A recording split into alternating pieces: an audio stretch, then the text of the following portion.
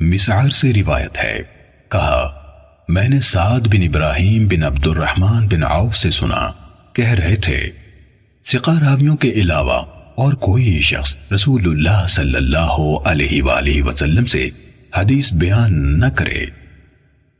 صحیح مسلم حدیث نمبر 31۔ محمد بن عبداللہ بن قہزاز نے، جو مرو کے باشندوں میں سے ہیں، کہا میں نے عبدان بن عثمان سے سنا، کہہ رہے تھے میں نے عبداللہ بن مبارک رضی اللہ عنہ کو یہ کہتے ہوئے سنا، اسناد یعنی سلسلہ سند سے حدیث روایت کرنا دین میں سے ہے، اگر اسناد نہ ہوتا تو جو کوئی جو کچھ چاہتا کہہ دیتا۔ امام مسلم رحمہ اللہ نے کہا اور محمد بن عبداللہ نے کہا مجھے عباس بن ابی رزمہ نے حدیث سنائی، کہا میں نے عبداللہ بن مبارک کو یہ کہتے ہوئے سنا، ہمارے اور لوگوں کے درمیان فیصلہ کن چیز بیان کی جانے والی خبروں کے پاؤں یعنی سندیں ہیں، جن پر روایات اس طرح کھڑی ہوتی ہیں جس طرح جاندار اپنے پاؤں پر کھڑے ہوتے ہیں۔ محمد بن عبداللہ بن قہزاز نے کہا میں نے ابو اسحاق ابراہیم بن عیسیٰ طالقانی سے سنا، کہا میں نے عبداللہ بن مبارک سے کہا ابو عبد الرحمن وہ حدیث کیسی ہے جو ان الفاظ میں آئی ہے، نیکی کے بعد دوسری نیکی یہ ہے کہ تم اپنی نماز کے ساتھ اپنے والدین کے لیے نماز پڑھو اور اپنے روزوں کے ساتھ اپنے والدین کے لیے روزے رکھو۔ کہا عبداللہ بن مبارک نے کہا یہ کس کی سند سے ہے؟ کہا میں نے عرض کی یہ شہاب بن خراش کی بیان کردہ حدیث ہے۔ انہوں نے کہا ثقہ ہے۔ پھر کس سے؟ کہا میں نے عرض کی حجاج بن دینار سے۔ کہا ثقہ ہے۔ پھر کس سے؟ کہا میں نے عرض کی رسول اللہ صلی اللہ علیہ وآلہ وسلم نے فرمایا۔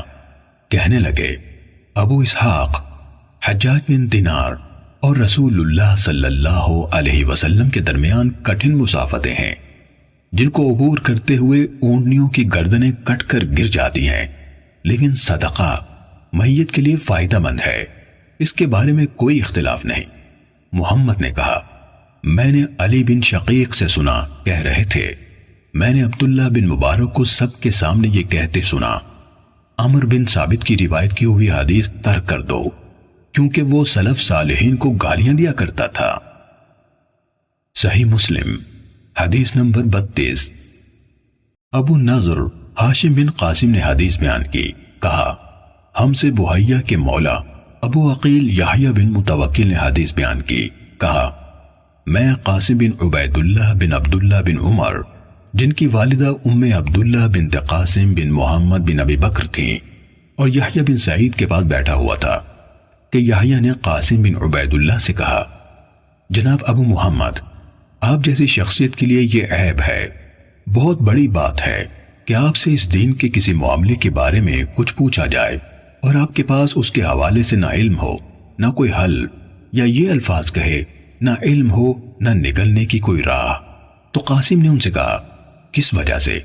یحییٰ نے کہا کیونکہ آپ ہدایت کے دو اماموں ابو بکر اور عمر کے فرزند ہیں۔ کہا قاسم اس سے کہنے لگے جس شخص کو اللہ کی طرف سے عقل ملی ہو اس کے نزدیک اس سے بھی بدتر بات یہ ہے کہ میں علم کے بغیر کچھ کہہ دوں یا اس سے روایت کروں جو ثقہ نہ ہو۔ یہ سن کر یحییٰ خاموش ہو گئے اور انہیں کوئی جواب نہیں دیا۔ صحیح مسلم حدیث نمبر 33۔ بشر بن حکم عبدی نے مجھ سے بیان کیا، کہا میں نے سفیان بن عیینہ سے سنا، کہہ رہے تھے مجھ سے بہت سے لوگوں نے بحیہ کے مولا ابو عقیل سے سن کر روایت کی کہ کچھ لوگوں نے حضرت عبداللہ بن عمر رضی اللہ عنہما کے ایک بیٹے سے کوئی بات پوچھی جس کے بارے میں ان کے علم میں کچھ نہ تھا، تو یحییٰ بن سعید نے ان سے کہا میں اس کو بہت بڑی بات سمجھتا ہوں کہ آپ جیسے انسان سے جبکہ آپ ہدایت کے دو اماموں یعنی عمر اور ابن عمر رضی اللہ عنہما کے بیٹے ہیں، کوئی بات پوچھی جائے اور اس کے بارے میں آپ کو کچھ علم نہ ہو۔ انہوں نے کہا بخدا اللہ کے نزدیک اور اس شخص کے نزدیک جسے اللہ نے عقل دی، اس سے بھی بڑی بات یہ ہے کہ میں علم کے بغیر کچھ کہوں یا کسی ایسے شخص سے روایت کروں جو ثقہ نہیں۔ سفیان نے کہا ابو عقیل یحییٰ بن متوکل بھی ان کے پاس موجود تھے جب انہوں نے یہ بات کی۔ صحیح مسلم حدیث نمبر 34۔ یحییٰ بن سعید نے کہا میں نے سفیان ثوری، شعبہ، مالک اور ابن عیینہ سے ایسے آدمی کے بارے میں پوچھا جو حدیث میں پوری طرح قابل اعتماد یعنی ثقہ نہ ہو۔ پھر کوئی آدمی آئے اور مجھ سے اس کے بارے میں سوال کرے تو ان سب نے کہا اس کے بارے میں بتا دو کہ وہ پوری طرح قابل اعتماد نہیں ہے۔ صحیح مسلم حدیث نمبر 35۔ نضر کہتے ہیں کہ ابن عون سے شہر بن حوشب کی حدیث کے بارے میں سوال کیا گیا۔ اس وقت وہ اپنی دہلیز پر کھڑے تھے۔ وہ کہنے لگے انہوں یعنی محدثین نے یقیناً شہر کو مطعون ٹھہرایا ہے، انہوں نے شہر کو مطعون ٹھہرایا ہے۔ امام مسلم رضی اللہ عنہ نے کہا لوگوں کی زبانوں نے انہیں نشانہ بنایا، ان کے بارے میں باتیں کی۔ صحیح مسلم حدیث نمبر 36۔ ہمیں شبابہ نے بتایا، کہا شعبہ نے کہا میں شہر سے ملا لیکن روایت حدیث کے حوالے سے میں نے انہیں اہمیت نہ دی۔ صحیح مسلم حدیث نمبر 37۔ عبداللہ بن مبارک نے کہا میں نے سفیان ثوری سے عرض کیا بلا شبہ عباد بن کثیر ایسا ہے جس کا حال آپ کو معلوم ہے، جب وہ حدیث بیان کرتا ہے تو بڑی بات کرتا ہے، کیا آپ کی رائے ہے کہ میں لوگوں سے کہہ دیا کروں کہ اس سے حدیث نہ لو؟ سفیان کہنے لگے کیوں نہیں؟ عبداللہ نے کہا پھر یہ میرا معمول ہو گیا کہ جب میں کسی علمی مجلس میں ہوتا جہاں عباد کا ذکر ہوتا تو میں دین کے حوالے سے اس کی تعریف کرتا اور ساتھ یہ بھی کہتا اس سے حدیث نہ لو۔ ہم سے محمد نے بیان کیا، کہا ہم سے عبداللہ بن عثمان نے بیان کیا، کہا میرے والد نے کہا۔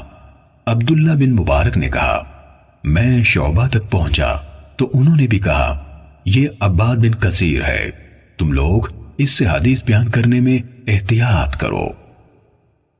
صحیح مسلم حدیث نمبر 38۔